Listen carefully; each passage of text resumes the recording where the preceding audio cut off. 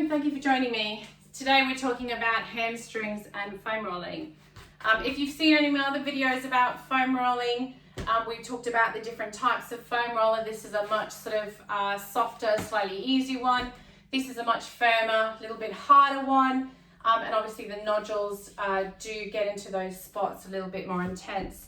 So foam rolling with the hamstrings. Now, obviously when we're lying face down and doing quads, you have the weight of the body onto the foam roller. So it's much easier to get the intensity increased. So when we do the back, which is the hamstrings, it's a little bit harder because it's getting that pressure. So what I often find is we put one leg lifted up, use the right leg to help support you in the hands, and you can foam roll forwards and back. Sometimes that is enough pressure.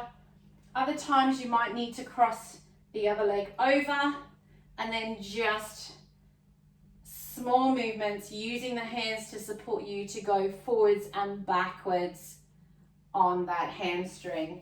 Obviously you do one side and then do the other. Very similar scenario for the calves. You lay the calf on top of the foam roller, lift up, use the hands and the other leg, and then just rock and roll over that calf.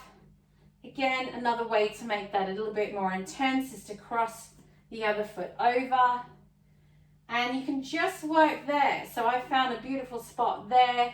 You're going to ask yourself, is this a 1, a 3, a 5, or a 10? 10 obviously being the worst, 1 being nothing.